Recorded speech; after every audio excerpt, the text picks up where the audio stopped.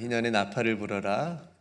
희망이 시작된다. 희년의 기도로 함께 하나님께 기도드리겠습니다. 시작. 희년의 하나님, 주의 성령이여 임하소서. 가난한 이들에게 복음을 전하고 포로된 이들에게 자유를 선포하며 눈먼 이들을 회복시키고 억눌린 이들을 자유롭게 하는데 우리를 희년의 도구로 사용하소서. 예수 그리스도의 이름으로 기도드립니다. 아멘. 어제는 용서에 대해서 우리가 말씀을 나눴습니다. 다윗이 사울을 죽일 수 있는 그런 기회가 있었는데 다윗이 그렇게 하지 않고 사울에 대해서 자비를 베풀어 줍니다. 사람으로서 할 수 있는 가장 위대하고 아름다운 일 중에 하나가 바로 용서하는 일이 아닌가 싶습니다. 그만큼 어려운 일이고요. 용서를 생각할 때 우리가 늘 먼저 생각해야 되는 부분은 내가 용서받았다라고 하는 겁니다.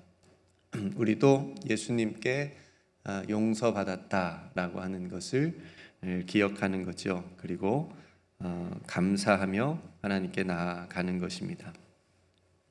여러분들의 삶에 용서하고 또 용서받을 수 있는 또 그런 아름다운 기회와 시간들이 있기를 간절히 소망합니다. 오늘은 사무엘 선지자가 죽었으므로 라고 하는 본문으로 시작하는 말씀을 함께 읽었는데요. 여러분 한번 생각해 보시겠어요? 이 사무엘 선지자가 죽었다.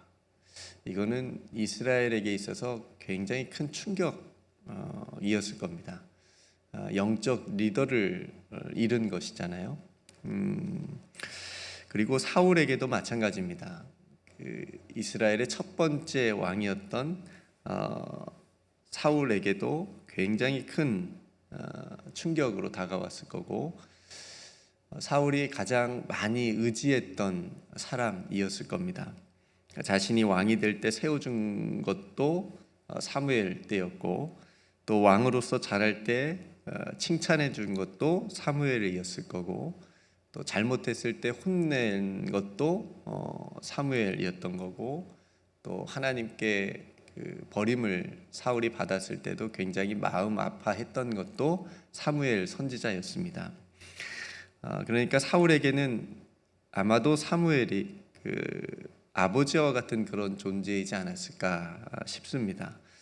그래서 항상 뭔가 일이 생기면 사무엘에게 가서 의논했겠죠. 근데 이제 사무엘이 죽었기 때문에 더 이상 의논할 사람도 없고 어쩌면 세상에 이제 혼자 더 이상 의지할 사람이 없이 혼자 남겨진 것이 아닌가라는 생각이 들었을지도 모르겠습니다. 지금 사울의 상태를 보면 여러분도 아시다시피 자신의 불순종으로 인해서 하나님과의 관계가 멀어져 있죠. 하나님의 영이 떠난 상태여서 굉장히 마음의 괴로움과 그런 번뇌에 차 있는 그런 힘든 내적으로 힘든 그런 상황에 그런 마음의 사울이었는데 거기에 오늘 본문에 보니까 정치적인 상황도 위기가 닥쳤어요. 다윗이 예전에 물리쳐준 골리앗이 있었던 블레셋이라고 하는 그 족속이 다시 쳐들어온 겁니다. 사울은 그런 블레셋 사람들의 군대를 보고 마음이 두려워서 막 떨었다 이렇게 오늘 본문에서 이야기하고 있습니다. 이제 사무엘이 없었기 때문에 사울은 하나님께 직접 물었어요. 이거 어떻게 해야 됩니까? 근데 하나님께서 응답하지 않으십니다. 침묵하십니다. 6절에 보니까 하나님께서 꿈으로도 우림으로도 선지자로도 사울에게 대답하지 아니하심으로 이렇게 말씀하십니다. 하나님이 전혀 사울의 어떤 이런 기도에 물음에 응답하지 않으시는 거예요. 여기서 사울이 취할 행동이 무엇이었을까요? 사울이 했어야 될 최선의 어떤 모습은 무엇이었을까? 우리가 3절에 보면 사무엘이 처음에 죽었을 때 이스라엘이 그를 두고 슬피 울며 그의 고향 라마에 장사하였는데 사울이 한 일이 있어요. 뭐냐면 신접한 자와 박수를 그 땅에서 다 쫓아냈어요. 그러니까 이거는 어떻게 보면 사무엘에 대한 마지막 그렇죠? 예우라고 해야 될까요? 위대한 영적 지도자였고 선지자였던 사무엘이 죽었으니 너희들하고는 이제 비교할 수 없는 어떤 위대한 존재가 죽었다. 다 그 안에 우상 신접하고 점치고 박수무당 이런 사람들 다 이제 그 땅에서 쫓아내버린 거예요.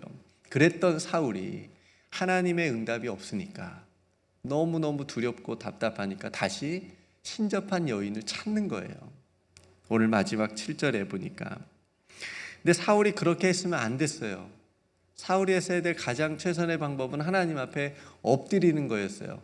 앞에 잘해놓고 뒤에 무너지는 그런 사울의 모습을 우리가 또 볼 수가 있습니다. 하나님 앞에 기다렸어야 되는데 철저하게 자신의 불순종을 회개하고 하나님 제발 좀 도와주십시오, 제발 좀 응답해 주십시오라고 기다리고 인내했어야 되는데 사울이 그렇게 하지 못했습니다.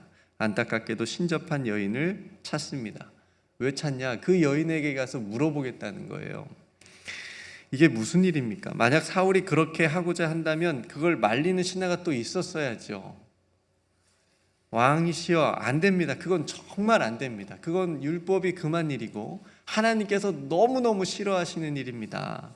그런데 그렇게 신접한 여인을 왕이 찾으시면 안 됩니다. 우리가 하나님 앞에 정말 회개하고 하나님의 응답을 기다립시다. 이렇게 신하들이 왕한테, 사울에게 얘기를 했었으면 너무너무 좋았을 텐데 그렇게 하는 신하는 하나도 없고 뭐라고들 얘기해요? 엔돌에 가니까 신접한 여인이 있습니다. 도와주기는커녕, 그러니까 참모들을 잘 세워야 돼. 지도자들은 옆에 있는 사람들이 너무너무 잘해야 돼요. 그래서 엔돌이라고 하는 곳에 신접한 여인이 있다고 말하는 그런 신하들의 모습을 우리가 마지막 본문에서 볼 수가 있습니다. 여러분, 오늘 이러한 사울이 하나님의 응답이 없다고 해서 하나님이 응답해 주시지 않는다고 느껴서 조급하게 신접한 여인을 다시 찾는, 그에게 가서 물으려고 하는 그런 모습은 사울이 왜 실패한 사람인지 왕인지를 우리에게 다시 한번 상징적으로 보여주고 있습니다. 세상의 방법을 찾는 거죠. 더 악하고 그릇된 방법을 찾고 있는 겁니다. 물론 블레셋이라고 하는 군사적 두려움이 앞에 있어요. 그리고 자신에게는 하나님의 말씀을 전해줄 영적 지도자가 더 이상 없어요. 지금 이런 상황에서 그 두려움과 영적인 단절감이 사울을 굉장히 불안하게 만들고 두렵게 했다라고 하는 거죠. 그렇게 되면 어떻게 되냐?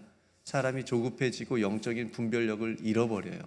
그렇기 때문에 사울이 신접한 여인을 찾은 겁니다. 여러분, 오늘 사울의 이런 안타까운 모습은 우리에게도 큰 교훈을 줍니다. 우리 자신을 또 돌아보게 만들어요. 우리도 하나님께서 침묵하신다라고 느낄 때 우리는 과연 어떤 모습인가? 나도 조급해하진 않는가? 나도 인내하지 못하고 기다리지 못하고 세상적인 다른 방법을 찾는 것은 아닌가? 하나님이 아닌 다른 어떤 것들을 쫓아가는 것은 아닌가? 그런 마음을 가지고 살아가고 있진 않은지를 우리가 돌아보게 됩니다. 여러분, 잘못한 일이 있으면 회개하고 기다림의 자리에 서야 되는 것이 회복의 길입니다. 하나님의 응답을 기다리는 인내의 믿음을 갖는 것이 그래서 너무너무 중요합니다. 우리가 구약 성경에 그런 사람을 한 사람 보게 되는데 바로 욥이거든요. 욥을 한번 생각해 보시겠어요? 굉장히 신실했잖아요, 욥이. 너무너무 100점 만점에 100점의 어떤 그런 신앙을 가지고 살았는데 갑자기 이유를 알 수 없는 큰 고통이 닥쳐오잖아요. 자식들 다 이거는 인간이 겪을 수 있는 가장 큰 고통이잖아요. 자식들이 다 사고로 죽고 아내는 저주하고 떠나고 자신도 심지어 병이 걸리고 그런 어떤 감당할 수 없는 큰 고통을, 아픔을 겪게 되는데 하나님이 침묵하세요. 욥에 대해서 꽤 오랜 시간 동안 친구들이 와서 위로는 하지만 위로가 되지 않아요. 정죄하죠. 네가 뭔가 잘못해서 그래. 하나님이 괜히 그러실 분이 아니야.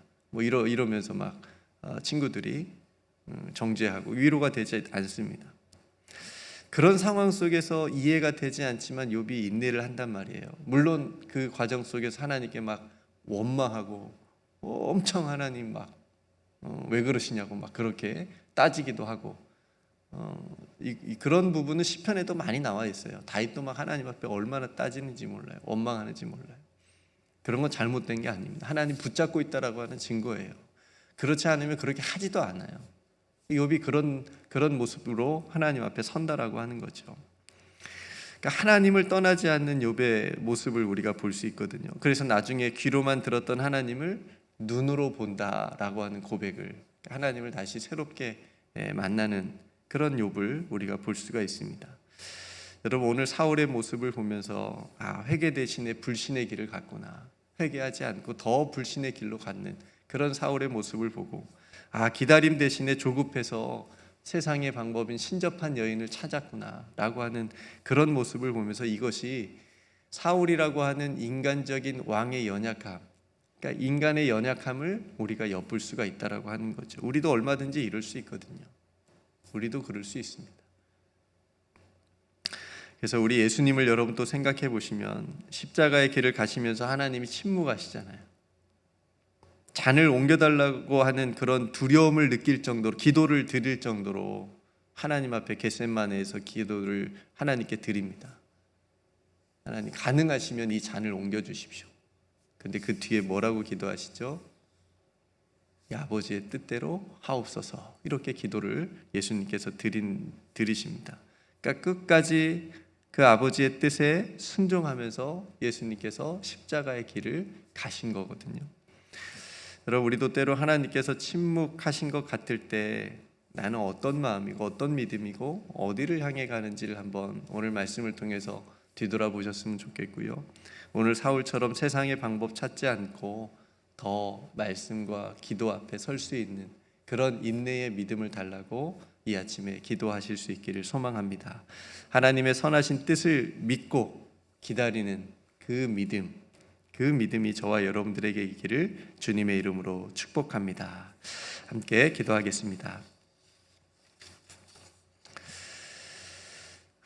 주님, 하나님의 침묵 앞에 두려워 떨면서 또 다른 세상적인 방법을 찾고 그 길을 찾아갔던 오늘 사울의 연약한 모습을 통해 저희 자신의 모습 또한 뒤돌아봅니다. 당장 답답하고 막막하더라도 하나님의 뜻을 기다리며 인내할 수 있는 믿음을 우리에게 더하여 주옵소서. 욥처럼, 그리고 예수님처럼 끝까지 주님을 바라보고 의지하고 붙들 수 있는 믿음을 더하여 주옵소서. 오늘도 사랑하는 성도들 주님 앞에 나왔습니다. 하나님 앞에 기도드립니다.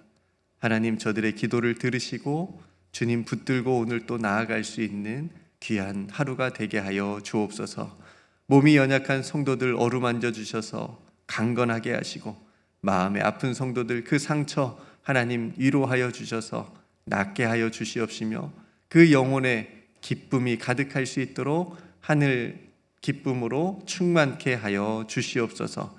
오늘 또 우리와 함께하여 주시고 우리와 동행하여 주시옵시며, 우리에게 인내할 수 있도록 믿음을 더하여 주실 우리 구주 예수 그리스도의 이름으로 간절히 기도드리옵나이다. 아멘.